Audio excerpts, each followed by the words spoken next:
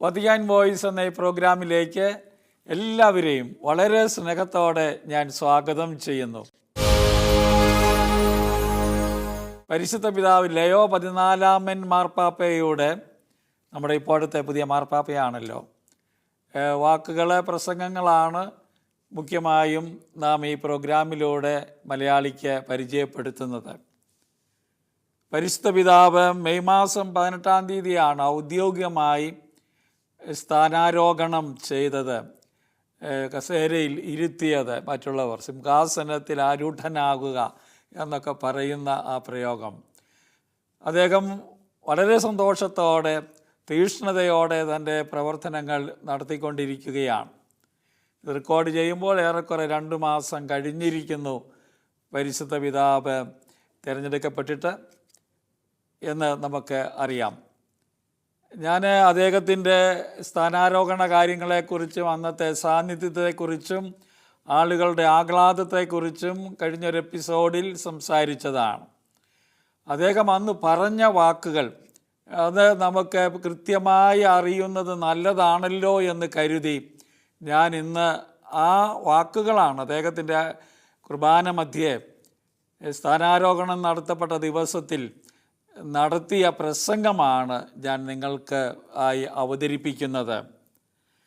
അദ്ദേഹം വളരെ എളിമയോടെ പറഞ്ഞു, ആത്മാർത്ഥതയോടെയും, നിങ്ങളുടെ സഹോദരനായി വിശ്വാസത്തിൻ്റെയും സന്തോഷത്തിൻ്റെയും സേവകനാകാൻ അഭിലഷിച്ചാണ് ഞാൻ എൻ്റെ ശുശ്രൂഷ തുടങ്ങുന്നത് എന്ന് ആമുഖമായി പറഞ്ഞു. മനോഹരമാണത്.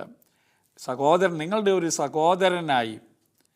അത് തിരഞ്ഞെടുക്കപ്പെട്ട അന്ന് തന്നെ, ആ രാത്രിയിൽ തന്നെ മാർപ്പാപ്പ പറഞ്ഞതാണ്, ഞാൻ നിങ്ങളോടൊപ്പം ഒരു ക്രിസ്ത്യാനിയാണ്, സഹോദരനാണ്, തുല്യനാണ്, നിങ്ങൾക്ക് വേണ്ടി ഞാൻ മെത്രാനാണ് എന്ന ആ വാക്കുകൾ വിശുദ്ധ ആഗസ്തീനോസിൻ്റെ വാക്കുകളാണത്. അത് കടമെടുത്തുകൊണ്ടാണ് അദ്ദേഹം അന്ന് പറഞ്ഞത്. അത് വീണ്ടും ആവർത്തിക്കുന്നുണ്ട് ഈ പ്രസംഗത്തിലും, നമുക്കത് കേൾക്കാൻ കഴിയും. നമുക്ക് ആദ്യമായി അവിടെ സമ്മേളിച്ച എല്ലാവരെയും അഭിസംബോധന ചെയ്തുകൊണ്ടാണ് പിതാവ് ആരംഭിച്ചത്. കർദിനാളന്മാരുണ്ട്, പ്രിയ സഹോദര കർദിനാളന്മാരെ, സഹോദര മെത്രാന്മാരെ, പുരോഹിതരെ, നയതന്ത്ര വിഭാഗത്തിലെ അഭിവന്യ തലവന്മാരെ. കാരണം വത്തിക്കാന് 120ഓളം രാജ്യങ്ങളുമായി നയതന്ത്ര ബന്ധമുണ്ടല്ലോ. അവരുടെ പ്രതിനിധികളെല്ലാം അതിൽ പ്രത്യേകം സംബന്ധിച്ചിരുന്നു. രാഷ്ട്രങ്ങളിൽ നിന്നും ആളുകൾ വന്നിരുന്നു എന്ന് നമുക്ക് അറിയാം.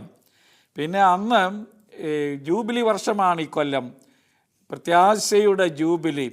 ഫ്രാൻസിസ് മാർപ്പാപ്പ വളരെ സന്തോഷത്തോടെ ഈ വർഷത്തിലേക്ക് നമ്മളെല്ലാം ക്ഷണിച്ചതാണ്.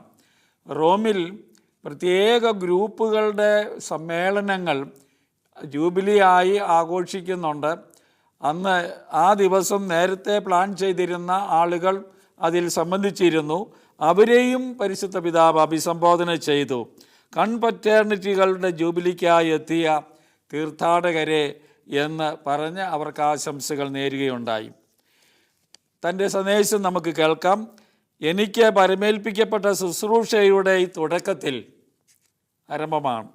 ഞാൻ കൃതജ്ഞതാഭരിതമായ ഹൃദയത്തോടെ നിങ്ങളെ എല്ലാവരെയും അഭിവാദനം ചെയ്യുന്നു എന്ന് പറഞ്ഞു. വിശുദ്ധ ആഗസ്തീനോസിനെ ഉടനെ ഉദ്ധരിച്ചു. ആ വിശുദ്ധൻ്റെ പ്രസിദ്ധമായ ഒരു വചനമാണ്, കർത്താവേ, നിന്നെ പ്രാപിക്കുവാനത്രേ നീ ഞങ്ങളെ സൃഷ്ടിച്ചിരിക്കുന്നത്. നിന്നിലെത്തി വിശ്രമിക്കുന്നതുവരെ ഞങ്ങളുടെ ഹൃദയം അസ്വസ്ഥമായിരിക്കും.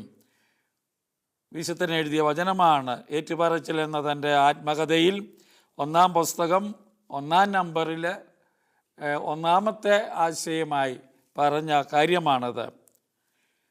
മാർപ്പാപ്പ പറഞ്ഞ് പെട്ടെന്ന് അനുസ്മരിക്കുകയാണ്. ഇക്കഴിഞ്ഞ ദിവസങ്ങളിൽ, അതായത് സ്ഥാനാരോഹണം ചെയ്യുന്നതിന് തൊട്ടു മുമ്പുള്ള ദിവസങ്ങളിൽ നാം തീവ്ര വികാരാനുഭവങ്ങളിലൂടെയാണ് കടന്നുപോയത്.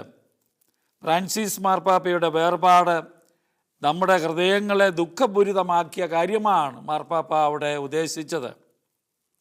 പ്രയാസകരമായ മണിക്കൂറുകളിൽ സുവിശേഷത്തിൽ പറയുന്ന ഇടയനില്ലാത്ത ആടുകളെ പോലെയുള്ള ജനക്കൂട്ടമായിട്ടാണ് നമുക്ക് അനുഭവപ്പെട്ടത് എന്ന് പറയുകയാണ്.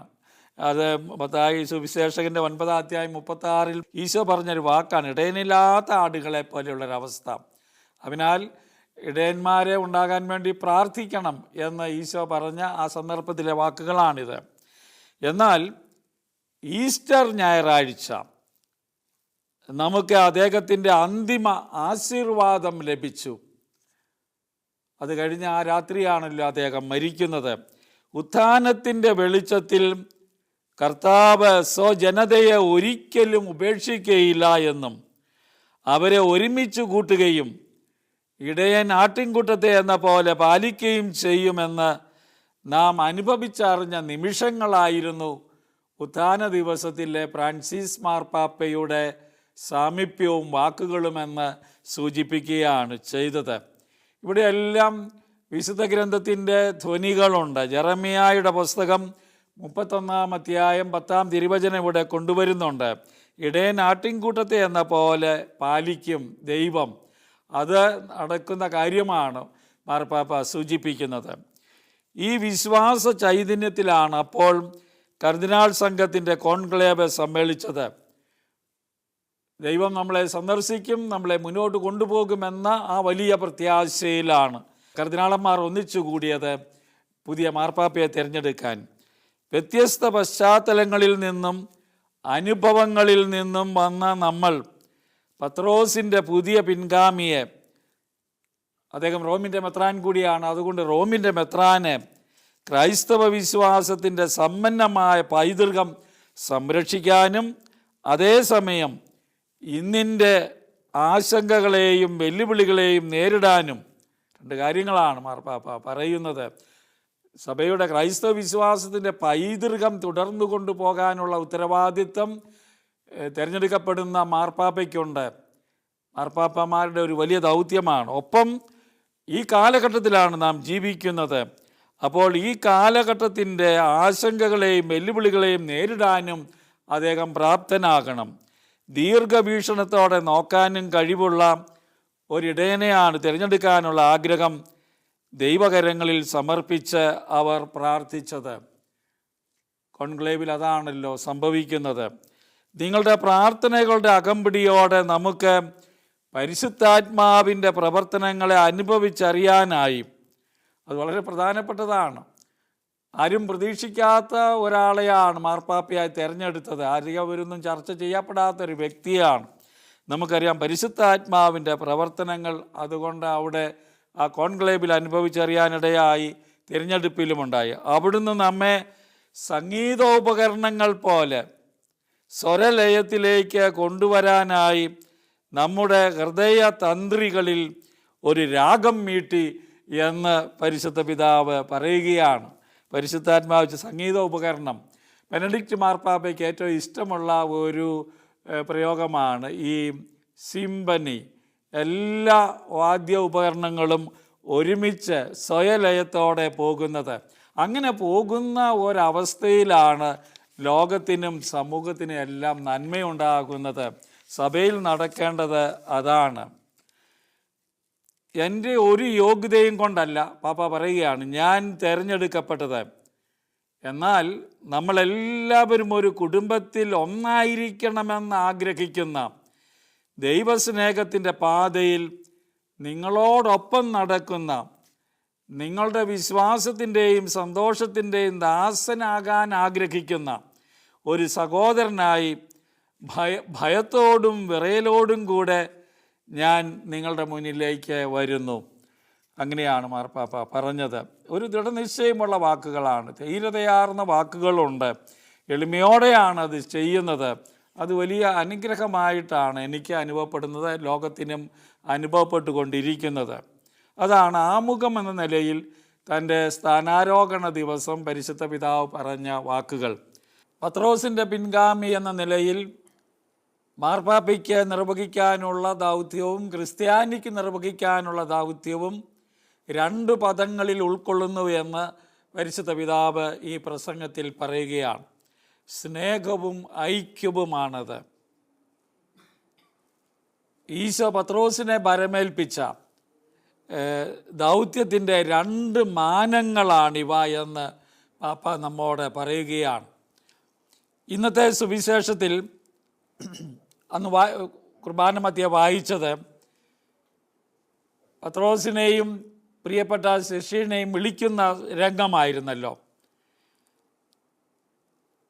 അവിടെ നാം കാണുന്നു ഗലീലി കടലിലേക്ക് അത് നമ്മളെ കൊണ്ടുപോകുന്ന രംഗമാണ്. അവിടെ ഈശോ പിതാവിൽ നിന്ന് ലഭിച്ച ദൗത്യം ആരംഭിച്ചത് അവിടെയാണ്, ഗലീലയിലാണ്. തിന്മയുടെയും മരണത്തിൻ്റെയും ജലത്തിൽ നിന്ന് കരകയറ്റുന്നതിനായി മനുഷ്യരാശിയുടെ മീൻപിടുത്തക്കാരനാകാൻ അവിടുന്ന് ആ കടൽ തീരത്ത് വന്നു എന്ന് വളരെ സുന്ദരമായ രീതിയിൽ പരിശുദ്ധ പിതാവ് പറഞ്ഞു വയ്ക്കുകയാണ്. പിതാവ് ഏൽപ്പിച്ചത് മനുഷ്യവർഗത്തെ പാപത്തിൽ നിന്ന്, തിന്മയിൽ നിന്ന് രക്ഷിക്കാനാണ്. ആ ദൗത്യം ആരംഭിക്കുന്നത് ഗലീലിലാണ്, ഗലീലി കടൽ തീരത്താണ്. അത് മനുഷ്യരാശിയുടെ തിന്മയുടെ പ്രതീകമാണ് എന്ന് പരിശുദ്ധ പിതാവ് നമ്മളെ ഓർമ്മിപ്പിക്കുന്നു. ആ തീരത്ത് കൂടെ നടക്കുമ്പോഴാണ് അവിടുന്ന് പത്രോസിനെയും മറ്റേ പ്രഥമ ശിഷ്യനെയും വിളിക്കുന്നത്. അതെന്തിനാണ്? തന്നെ പോലെ മനുഷ്യരെ പിടിക്കുന്നവരാകാൻ ക്ഷണിച്ചു. ഞാൻ നിങ്ങളെ മനുഷ്യരെ പിടിക്കുന്നവരാക്കാം എന്നാണല്ലോ അവരോട് പറയുന്നത്. ഇപ്പോൾ മാർപ്പാപ്പ പറയുകയാണ്, ഉത്ഥാനത്തിന് ശേഷം ഈ മനുഷ്യരെ പിടിക്കുക എന്ന ദൗത്യം തുടർന്നു കൊണ്ടു പോകേണ്ടത് ശിഷ്യന്മാരുടെ, ക്രിസ്ത്യാനികളുടെ കർത്തവ്യമായിരിക്കുന്നു. സുവിശേഷത്തിൻ്റെ പ്രത്യാശ, സുവിശേഷം തരുന്ന വലിയ പ്രത്യാശ ലോകത്തിൻ്റെ ജലാശയങ്ങളിൽ, തിന്മയുടെയും മരണത്തിൻ്റെയും ഇടങ്ങളിൽ കൊണ്ടുവരുന്നതിനാണ് അവർ വിളിക്കപ്പെട്ടിരിക്കുന്നത്. അവിടെ വീണ്ടും വീണ്ടും വലയെറിയാനും അങ്ങനെ ജീവിത സമുദ്രത്തിലൂടെ സഞ്ചരിച്ച് എല്ലാവരെയും ദൈവിക ആലിംഗനത്തിലേക്ക് കൊണ്ടുവരാനുമുള്ള ശ്രമമാണ് ശിഷ്യന്മാർ നടത്തേണ്ടത്. കർത്താവിൻ്റെ എല്ലാ പ്രേക്ഷിത ശിഷ്യരും ചെയ്യേണ്ടത് അതുതന്നെയാണ് എല്ലാ കാലത്തും. മാർപ്പാപ്പ ചോദിക്കുകയാണ്, എങ്ങനെയാണ് ഈ ദൗത്യം നിർവഹിക്കാൻ പത്രോസിന് കഴിഞ്ഞത്? പരാജയത്തിൻ്റെയും നിരാകരണത്തിൻ്റെയും യാമങ്ങളിൽ പോലും, അന്ന് കർത്താവിൻ്റെ മരണത്തിൻ്റെ തലേ ദിവസം ഇതെല്ലാം സംഭവിച്ചല്ലോ. അനന്തവും നിരുപാധികവുമായ ദൈവസ്നേഹത്താൽ സ്പർശിക്കപ്പെടാൻ സാധിച്ചതുകൊണ്ട് മാത്രമാണ് പത്രോസിന് ഇത് ചെയ്യാൻ കഴിഞ്ഞത് എന്ന് മാർപ്പാപ്പ പറയുകയാണ്. ദൈവത്തിൻ്റെ സ്നേഹം അനന്തമാണ്, നിരുപാധികമാണ്, വ്യവസ്ഥയില്ലാത്തതാണ്. സുവിശേഷം ഇതാണ് നമ്മോട് പറയുന്നത്. ഇക്കാരണത്താൽ ഈശോ പത്രോസിനെ സംബോധന ചെയ്യുമ്പോൾ അവിടെ സുവിശേഷം ഉപയോഗിക്കുന്ന ഗ്രീക്ക് പദം പരിശുദ്ധ പിതാവ് എടുത്തു കാട്ടുകയാണ്. അഗാപ്പാവോ എന്ന പദമാണ് അവിടെ ഉപയോഗിക്കുന്നത്. ഇത് സൂചിപ്പിക്കുന്നത് എന്താണ്? കണക്കുകൂട്ടലുകളും കരുതി വയ്ക്കലുമില്ലാത്ത, തന്നെ തന്നെ സമർപ്പിക്കുന്ന ദൈവത്തിന് നമ്മോടുള്ള സ്നേഹത്തെയാണത് സൂചിപ്പിക്കുന്നത് എന്ന് പരിശുദ്ധ പിതാവ് പറയുകയാണ്. അഗാപ്പാവോ എന്ന് വിളിക്കുമ്പോൾ, പത്രോസിനെ വിളിക്കുമ്പോൾ ആ വെർബ്, ആ ക്രിയ ഉപയോഗിക്കുമ്പോൾ ഇത് സൂചിപ്പിക്കുകയാണ്. അതേസമയം പത്രോസിൻ്റെ പ്രതികരണത്തിനുള്ള ക്രിയ നാം പരസ്പരം പുലർത്തേണ്ട സൗഹൃദത്തിലടങ്ങിയ സ്നേഹത്തെയാണ് വിവരിക്കുന്നത് എന്നും പറഞ്ഞു. അപ്പോൾ 2 മാനമുണ്ട്. ഒന്ന് ദൈവത്തിൻ്റെ ആ സ്നേഹം, പത്രോസിൻ്റെ പ്രതികരണത്തിൽ പ്രകടമാകുന്ന നാം പരസ്പരം പുലർത്തേണ്ട സ്നേഹത്തെക്കുറിച്ചാണ്. തുടർന്ന് ഈശോ പത്രോസിനോട് പറയുന്നത്, യോഹന്നാൻ്റെ പുത്രനായ സിമയോനെ, നീ ഇവരെക്കാൾ അധികം എന്നെ സ്നേഹിക്കുന്നുവോ എന്നാണ്. യോഹന്നാൻ്റെ സുവിശേഷം 21-ാം അധ്യായത്തിൽ നമ്മളത് വായിക്കും. 16-ാം തിരുവചനമാണ് പ്രത്യേകിച്ചും ഇത്. അത് ചോദിക്കുമ്പോൾ അവിടുന്ന് സൂചിപ്പിക്കുന്നത് പിതാവിൻ്റെ സ്നേഹമാണ്. പിതാവ് എങ്ങനെ നിന്നെ സ്നേഹിക്കുന്നുവോ അതുപോലെ നീ മറ്റുള്ളവരെ സ്നേഹിക്കണം എന്നാണ് അതിൻ്റെ അർത്ഥം. ഈശോ ഇങ്ങനെ അവരോട് പറഞ്ഞതുപോലെയുണ്ട് എന്ന് മാർപ്പാപ്പ പറയുകയാണ്. ഒരിക്കലും നിലയ്ക്കാത്ത ഈ ദൈവസ്നേഹം നീ അറിയുകയും അനുഭവിക്കുകയും ചെയ്തെങ്കിൽ മാത്രമേ എൻ്റെ കുഞ്ഞാടുകളെ പോറ്റാൻ നിനക്ക് കഴിയൂ. അതാണ് കർത്താവ് അവനോട് പറയുന്നത്. ആ ചോദ്യം ആവർത്തിച്ച് പറഞ്ഞ ആ സ്നേഹത്തിലേക്ക് അവനെ കൊണ്ടുവരുന്നത്, സ്നേഹ അനുഭവത്തിലേക്ക്. പിതാവായ ദൈവത്തിൻ്റെ സ്നേഹത്തിൽ മാത്രമേ മാർപ്പാപ്പ പറയുകയാണ്, നിനക്ക് നിൻ്റെ സഹോദരീ സഹോദരന്മാരെ അധിക സ്നേഹത്താൽ, ചെറിയ സ്നേഹമല്ല, അധിക സ്നേഹത്താൽ അവർക്കായി സ്വന്തം ജീവൻ സമർപ്പിച്ചുകൊണ്ട് സ്നേഹിക്കാനായിട്ട് സാധിക്കുകയുള്ളൂ. അപ്പോൾ പത്രോസിൻ്റെ പിൻഗാമി എന്ന നിലയിൽ തിരഞ്ഞെടുക്കപ്പെടുന്ന മാർപ്പാപ്പ ഈ ഒരു സ്നേഹത്താൽ പ്രേരിതനായി ജീവിക്കേണ്ടവനാണ് എന്ന കാര്യമാണ് പാപ്പ പറഞ്ഞു വയ്ക്കുന്നത്. അതിനാൽ കൂടുതൽ സ്നേഹിക്കുകയും, എന്നെ കൂടുതൽ സ്നേഹിക്കുന്ന ചോദ്യം, അജഗണത്തിന് വേണ്ടി ജീവൻ നൽകുകയും ചെയ്യുക എന്ന ദൗത്യം പത്രോസിന് നൽകപ്പെടുകയാണ്. റോമിലെ സഭ, റോമാൻ സഭയെപ്പറ്റി പറയുന്ന ഇതാണ്, ഉപവിക്കുമേൽ സ്ഥാപിക്കപ്പെട്ടിരിക്കുന്ന സഭയാണ്. ഉപവിക്കുമേൽ, ഉപവിയോടെ എല്ലാവരോടും പ്രവർത്തിക്കേണ്ട ആളാണ് റോമിലെ മാർപ്പാപ്പ, റോമിൻ്റെ മെത്രാൻ എന്നതിലാണ്, അവിടെയാണത് സ്ഥാപിക്കപ്പെട്ടിരിക്കുന്നത്. യഥാർത്ഥമായ അതിൻ്റെ ആധികാരികത ക്രിസ്തുവിൻ്റെ ഉപവിയിലാണ്. പത്രോസിൻ്റെ ശുശ്രൂഷ ഈ ആത്മസമർപ്പണപരമായ സ്നേഹത്താൽ കൃത്യമായി മുദ്രിതമാക്കപ്പെട്ടിരിക്കുന്നു.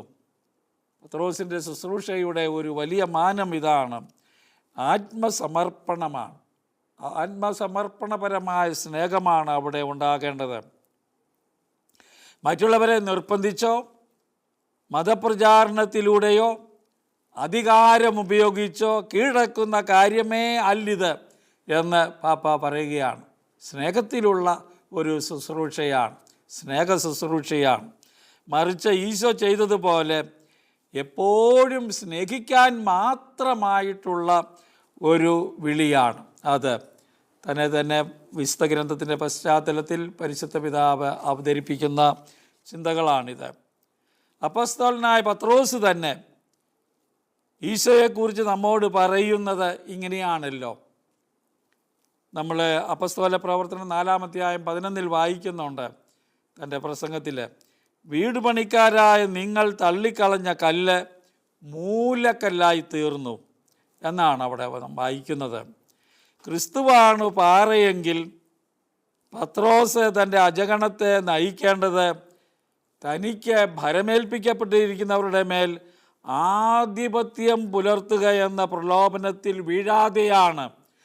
പത്രോസ് ശ്ലീഹ തന്നെ അത് പറഞ്ഞിട്ടുണ്ട്. പത്രോസിൻ്റെ 1-ാം ലേഖനം 5-ാം അധ്യായം 3 നമ്മളത് വായിക്കുന്നുണ്ട്.